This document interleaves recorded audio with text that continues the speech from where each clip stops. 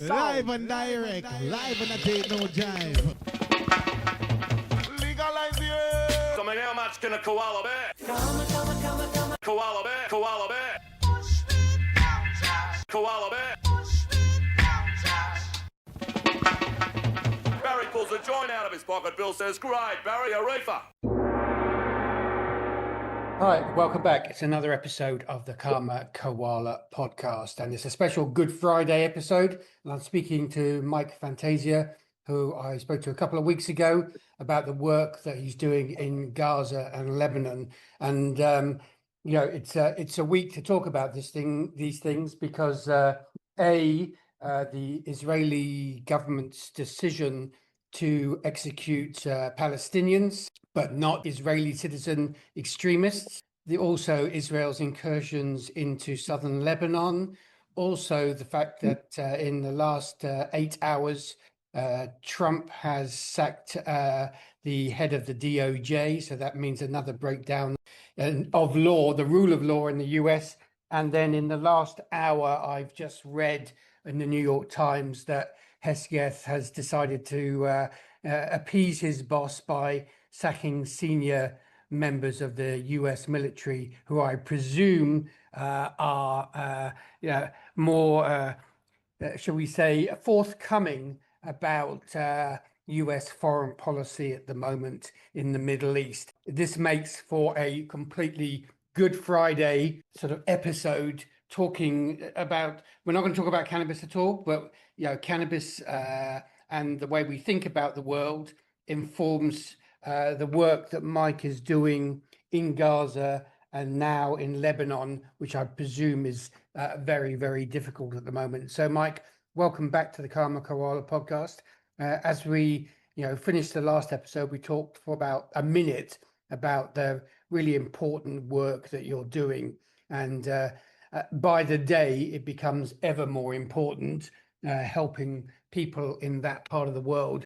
Yeah, I think we quickly discussed in the last episode we spoke how you got involved and your involvement with indigenous rights in the US.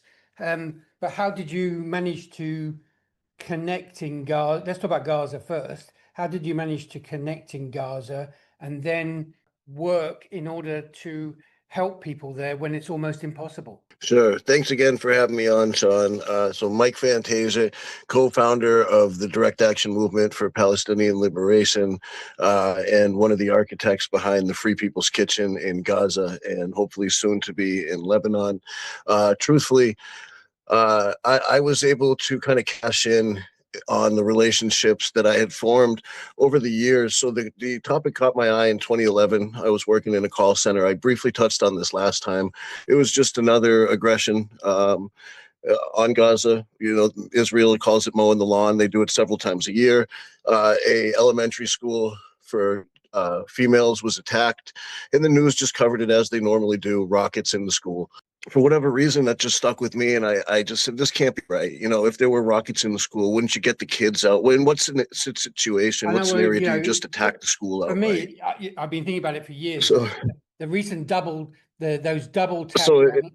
taps on hospitals really set it into play. Yep. I mean, literally, willing people to come back in so you can kill more of them. For me, is just you can't take it any further than that. Well, I'm sure they can, but anyway, sorry to interrupt. Of course, unfortunately. Yeah. No, you're fine. But here in the West, we skip right over it and we justify it, and it goes on with the news on to the next segment. And for whatever reason, I stuck with it and I started to research it. And what I did was I used social media, which was a tool at the time that others weren't using, at least that I know of, for this reason, which was to start following people in these regions, to start following people in Gaza and to see what life was really like.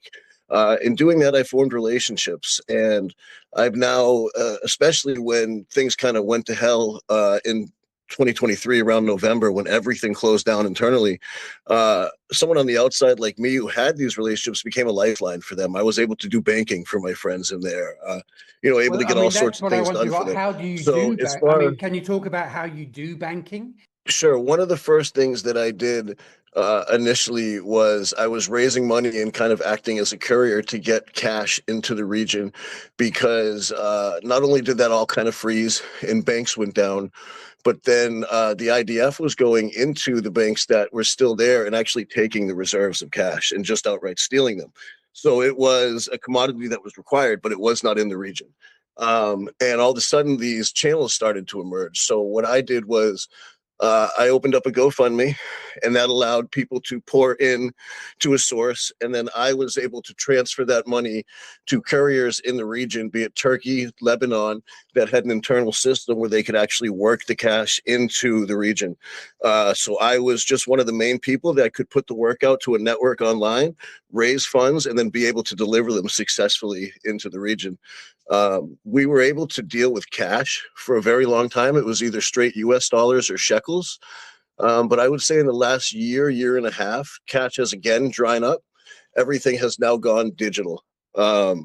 So the couriers over there will now accept money in a digital exchange, much in the way you do when you go into any restaurant or any shop here in the West, and you buy it with your phone or your wallet digitally. So that has taken over. But for a while, cash was king, as you would expect it to be. And just getting it into the region was a 2 or 3 step process with underground networks. And I was just happy to be at one end of it and to help people that were, the money was being used for everyday things, food, diapers for children, a tents were going up in price at the time that everyone was being displaced. So I started doing that. I raised over 160 grand for family in Rafah, actually. And this was all prior to getting hands-on, setting up the kitchen or any of my activist movement. Now, while doing this, between 2011-12, when I first got involved, and October 7th, I had been marching. I had been going into Boston, which is where I am, and they weren't as frequent, but 2 or 3 times a year, there would be marches for Gaza, for the Levant, for Lebanon, and I had been attending those. And truthfully, I grew to see our marches as ineffective. And I grew to see more confrontational, direct action tactics, heads on, going after Elbit system, going after those who were politicians that were protecting Israel, and putting pressure campaigns on these places as more effective. And I found some other people that were of like mind, and we founded the Direct Action Movement for Palestinian Liberation, which was a global approach to Pal Action, which is very well known in Europe. We are more of a global network. We were able uniquely to put out a call and for the whole network to respond globally.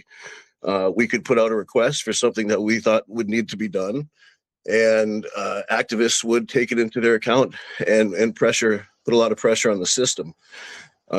Unfortunately, the Direct Action Movement, leaders such as myself and higher ups in the movement, we were quickly picked up on by the ADL and then the FBI, and now a lot of our leaders, including myself, have you'd been be attracting attention very quickly, yes, wouldn't you? yeah. We had a phenomenal run, and they allege, currently a lot of high-end direct actions that were effective. But they have our leaders and myself tied up in court right now and whatever they can. That's the way they do, isn't it? They just tie you up in court It cases. is now, certainly. Yeah, there was actually a moment in time there after Pal Action overseas had been prescribed as terrorists that they were trying to move in that direction with the Direct Action Movement here based in the US. Luckily for us, that kind of fell apart for them. The high courts had just recently ruled. They're still arresting activists holding Pal Action signs. They're going to continue, they say, implementing the law until the challenges are through. in the UK, they said they weren't, and now the police, the Metropolitan Police, are in the last week, isn't it? 10 days, they are again. That's what I'm referring to. Yeah. So that did save us a bit.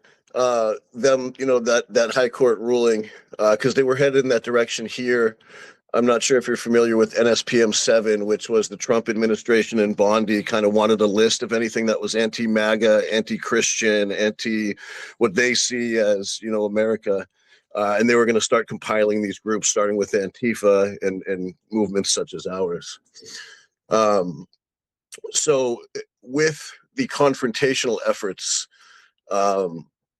bringing us the unwanted attention, I had to find other ways to be effective, because I'm not somebody that can sit still. I am going to see what's happening in the world. And if I'm not actively doing something, I can't live with myself. That's just the way I am. I try to live with morale and integrity, and I don't want to be somebody that I can second guess. And that's how we got involved with mutual aid, was how can we still help these people using the networks that we've developed and the relationships that we have? How can we continue to cash on in those and make a difference? And mutual aid was what we decided to do. And in doing so, we set up the Free People's Kitchen in Deir el-Bala, which is central Gaza, kind of central north area. And that is donation run. So similar to how I was raising the money and helping work it in with the first step. We had the bank set up with someone that I've known and trusted in Gaza for years. So the funds go to him. He's able to use those to go to the market. We found a kitchen that is still up and running that we rent for a couple $100 a month. And that gives us 4 or 5 different weekends that we can get in there and utilize it. Sometimes they will match us on donations. They'll add food or paper goods for us to put the food in, and we go out and we hit the camps, our team on the ground over there. And we've now actually we did 4 food displacement distributions during Ramadan, and we were able to feed 1,000 meals served. So very proud of that, just in the past 30 days alone. Just in terms of the practicalities, because everything has gone silent on Gaza, since the ceasefire, and I use inverted commas on that, because there's a complete news blackout now, and all the any journalists left have either been killed or removed, or just having to stay totally underground. Which has now begun in Lebanon, I'm sure you saw as well. I'm totally aware of that. Yep. Yeah. I mean, Sorry to interrupt you. Yeah, targeted assassination. Yes. What is where's the food coming from? And does it come from Egypt, or does it have to come directly through Israeli authorities, who feed the smallest amount of physical food through? What is are you aware of the process of that in terms of it is food that where your money is going when it's purchasing stuff? So they're going right out to the local markets that are existing in Gaza, which are either selling off of distribution routes and networks that they had created pre-war that are somehow still up and running, which are far and few between, or it's aid that's coming in, which ends up sold in the markets, which a lot of it is coming in Egyptian brands. If you've seen any of our videos, and I can show you. And for anybody checking us out, we have social media, Instagram, we're up on there. It's the Free People's Kitchen, free_peoples with an S _kitchen _ Gaza, if anyone wants to check us out. But you'll see a lot of Egyptian brands, and that it does seem to be what's making it in Turkish as well. So there is food making it in, obviously not in the amounts you'd like to see. Due to that, inflation is up, the prices are high, but due to the network of donors we have, we are able to access what is available and to use it to feed those that aren't. And what's the sense for your contacts in Gaza at the moment with this news blackout? Are they just being kept in a state of permanent stasis, or almost at starvation level? We're totally unaware of any IDF operations happening in Gaza through mainstream news. I mean, I'm sure it's not that too hard to look and find out online, but give listeners a sense of what the state of play is at the moment, considering what's happening in Lebanon and then what's happening in Iran.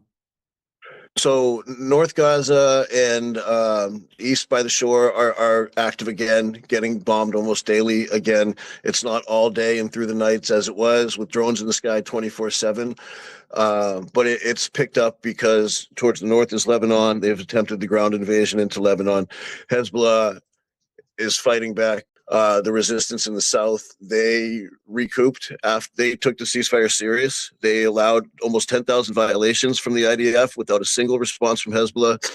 They have now responded, and they have been on quite an offensive. They're taking out a single tank an hour, maybe a little bit more.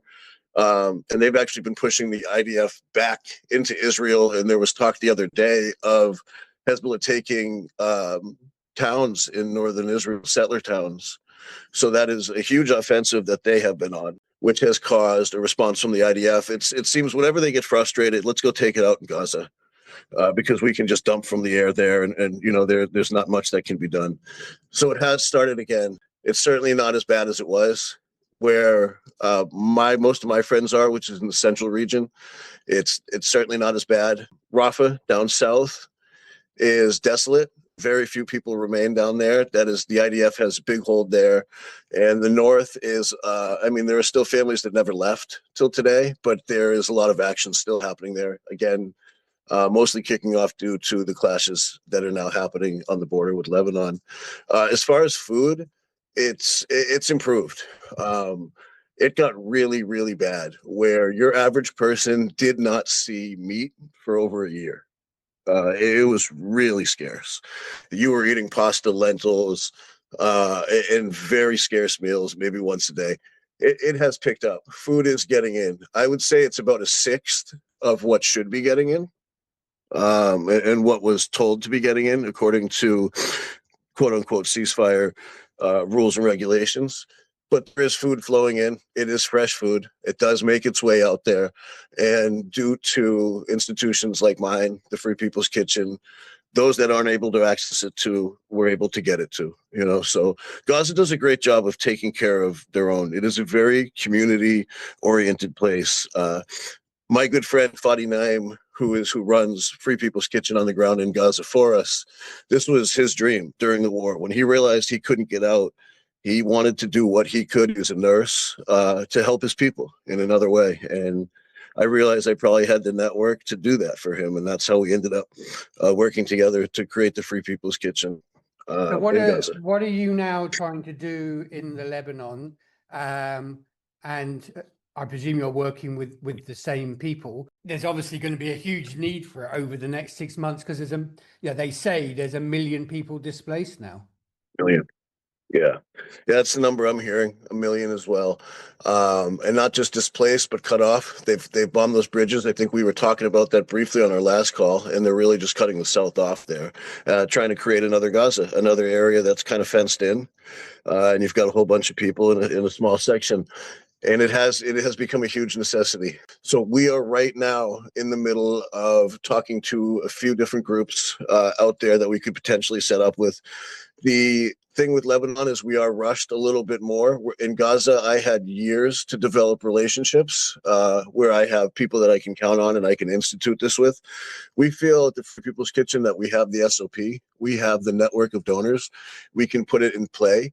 But what you do need is you need trustworthy folk on the ground, and you do need an English-speaking person that can kind of be the face of your campaign, because at the end of the day, we are raising money, and we do have to create ads for that. We do have to create advertisements of us distributing the food, and someone that understands that and is able to kind of become that lead, as we have with Fadi in Gaza, is very important. So we're also trying to be where the need is. Right now, the family that we're closest with in Gaza, it's someone who works in the cannabis industry with me. In Lebanon, excuse me, I said Gaza. They have family in Lebanon that was displaced from the Bedleaf area, which is south. And we are thinking right now that Tyre will probably make a lot of sense logistically. And as far as where the displacement camps are starting to kind of be, where we may set up our next location. I would love to, if things go smoothly, see that up and running in 60 to 90 days.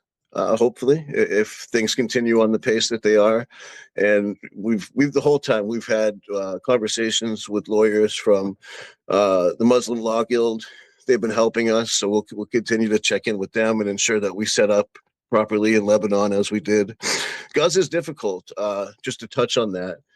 Setting up mutual aid in Gaza, where your government is considered a terrorist by the United States and by other world governments, to be working with them, you can immediately, especially with money changing hands, Well, that's it what opens I was up a about to say to you. I mean, in terms of attracting attention, uh, yes, you do something practical and positive, you're going to, rather than just walking in the streets and shouting, you're going to sure. attract even more attention, I would suggest, because if you're actually doing something, that's perceived with more worry by those sorts of people than they'd much rather you just be walking around the street shouting than actually doing something practical. So I presume your lawyers have to help you jump through 1,000 hoops. They absolutely have.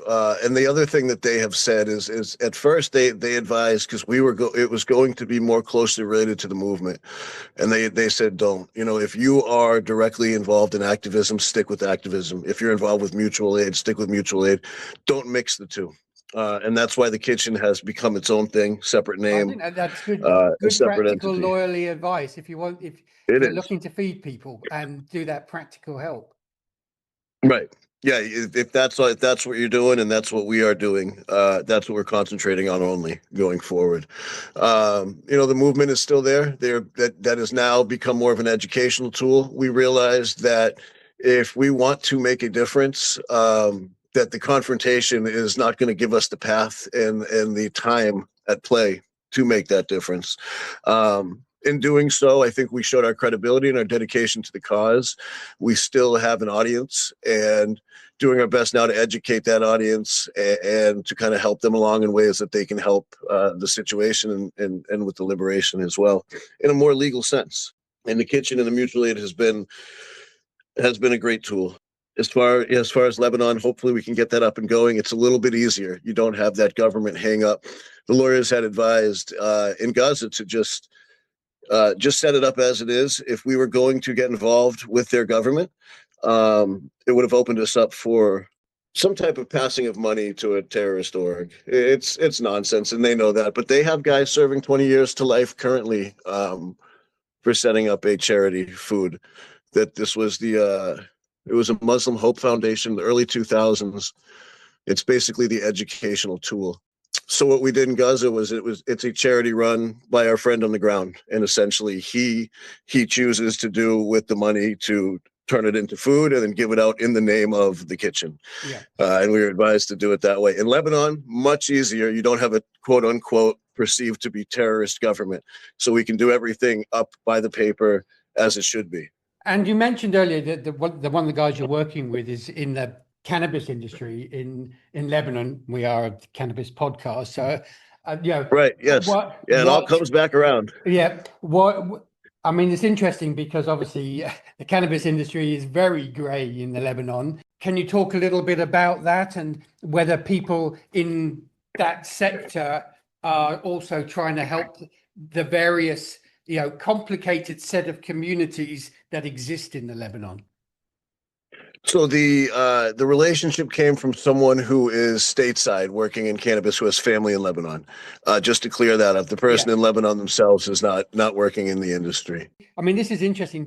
Are you finding more people within the cannabis sector in the US who share the same, I wouldn't say beliefs, but want to do something positive in order to help people in a time when things are very difficult? Yeah, absolutely. I'm very lucky. We talked about it on the last show. I own my own consultancy. I work for myself. This gives me the ability to speak a little bit more freely and openly. But I have found in doing that, the response I get when I do bring these things up is overwhelmingly positive. There are lots of people out there. I see at first it was other business owners that were the first to speak up because we have that safety net. You're not going to piss off some guy in accounting and maybe lose your career over something you said. Other business owners were first to come to the line, but there's certainly more than you would think.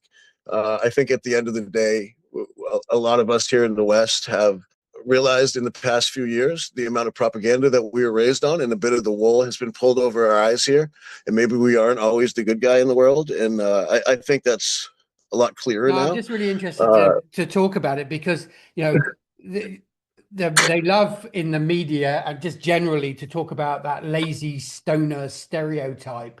And I because, think it's hand in hand with activism. yeah, well, this is what I wanted you to highlight a bit for me, because you see on the outside a lot. It's like it's either about lazy stoner or people trying to make lots of money. But the people who join cannabis for all the right reasons, whether and Yes. it implies activism, whether you're an environmentalist, whether you think politically about certain things, and do you feel that that is underneath the sort of surface? That's actually quite strong in cannabis in the US, and people should talk more about it.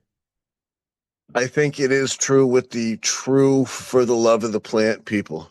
You know, you weed out the guys that came in to get rich and get out, and we talked so much about those retail types and the industry types in the last call, but you weed that out and you get down to, the people when I took a job in this industry that I assumed it would be those guys, me and you, the for the plant people. There's a lot of that. There's a lot of that. And I think it's an effect of cannabis potentially slowing you down and having that effect on the brain and thinking, how can I make the world around me a better place? Yeah, well, for me, Right now there's a for lot me, of it's a negativity out no-brainer there. that, from day one, age 14, that's what cannabis suddenly, Right? you just think about things think about things more, not in a different way, just think about things more. Sure.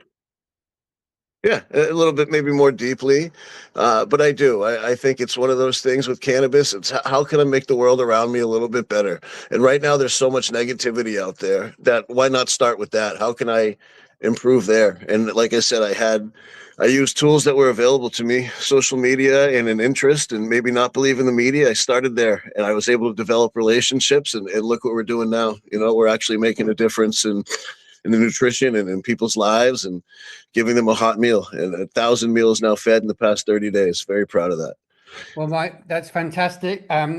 Keep in touch with the work that you're doing in the Lebanon, and maybe we'll talk in a month or two's time as you That'd be open great. that up, because I'd like to run this throughout the year to highlight to people that activism within cannabis, wherever you choose to put your voice, is really, really important, and that I think got lost a bit in the past few years. And I really want to highlight that using the podcast a bit more, because I don't think the cannabis media in the US do very much to. I mean, have High Times, for example, been in touch with you yet? Because you're exactly No, the sort of course people, not. you're Right. exactly the sort of person they should be speaking to. And I Right. asked that knowing that they haven't, but Of it course. highlights what the issue is, and that people who are willing to stand up and be counted tend to be ignored at a time when they shouldn't be.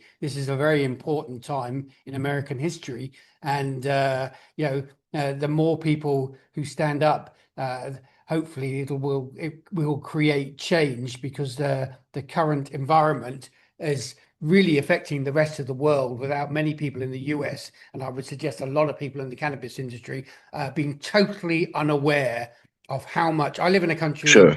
that's about to run out of fuel, and in terms of, Yeah. Sure. they Sure. survive on getting around on mopeds. They survive, and the food runs out 4 months later. Sure. And it's very, very important stuff. And I think North Americans are totally unaware of what is happening, Agreed. literally 1 mile out to sea.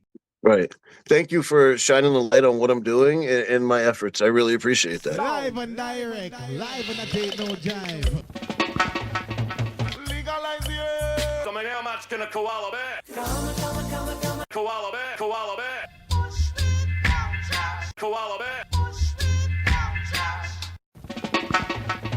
Barry pulls a joint out of his pocket. Bill says, great, Barry, a reefer.